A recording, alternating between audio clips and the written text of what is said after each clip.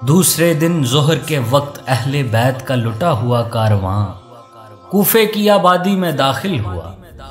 بازار میں دونوں طرف سنگ دل تماشائیوں کے ٹھٹ لگے ہوئے تھے۔ خاندان نبوت کی بیبیاں شرم و غیرت سے گڑی جا رہی تھیں۔ سجدے میں سر جھکا لیا تھا کہ معصوم چہروں پر غیر محرم کی نظر نہ پڑ سکے۔ وفور غم سے آنکھیں اشکبار تھیں، دل رو رہے تھے۔ اس احساس سے زخموں کی ٹیس اور بڑھ گئی تھی کہ کربلا کے میدان میں قیامت ٹوٹنا تھی، ٹوٹ گئی۔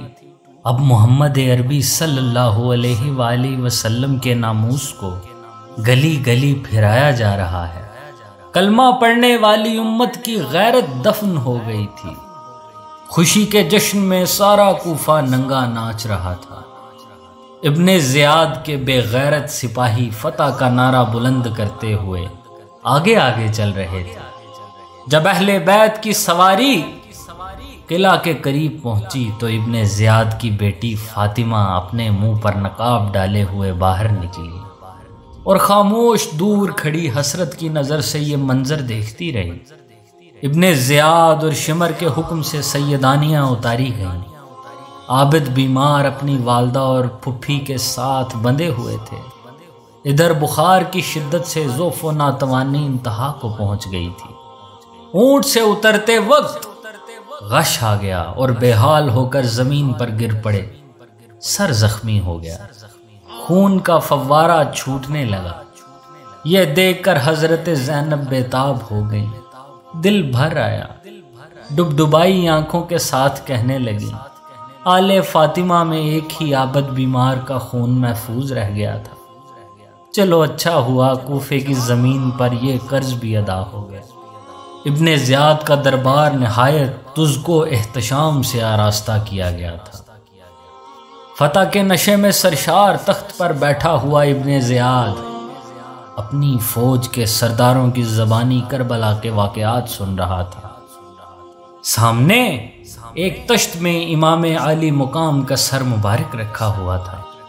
ابن زیاد کے ہاتھ میں ایک چھڑی تھی۔ وہ بار بار حضرت امام کے لبہائے مبارک کے ساتھ گستاخی کرتا تھا اور کہتا جاتا تھا کہ اسی منہ سے خلافت کا دعوے دار تھا۔ دیکھ لیا قدرت کا فیصلہ، حق سر بلند ہوا، باطل کو ذلت نصیب ہوئی۔ صحابی رسول حضرت زید بن ارقم رضی اللہ تعالی عنہ اس وقت دربار میں موجود تھے۔ ان سے یہ گستاخی دیکھی نہ گئی۔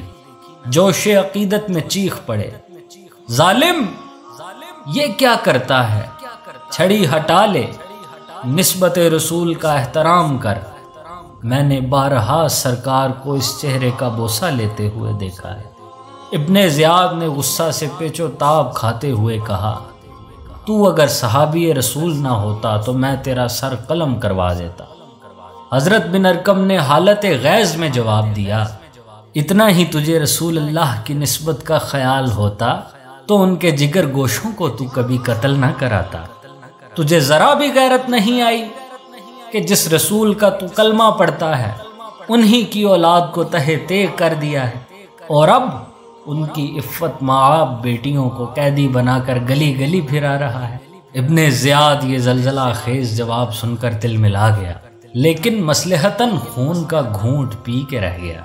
اسیران حرم کے ساتھ ایک بوسیدہ چادر میں لپٹی ہوئی حضرت زینب ایک گوشے میں بیٹھی ہوئی تھی۔ ان کی کنیزوں نے انہیں اپنے جھرمٹ میں لے لیا تھا۔ ابن زیاد کی نظر پڑی تو دریافت کیا، یہ کون عورت ہے؟ کئی بار پوچھنے پر ایک کنیز نے جواب دیا، زینب بنت علی رضی اللہ تعالی عنہا۔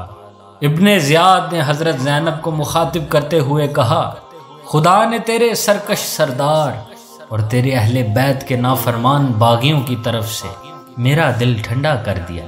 اس اذیت ناک جملے پر حضرت زینب اپنے تئیں سنبھال نہ سکی، بے اختیار رو پڑی، واللہ تو نے میرے سردار کو قتل کر ڈالا، میرے خاندان کا نشان مٹایا، میری شاخیں کاٹ دی، میری جڑ اکھاڑ دی۔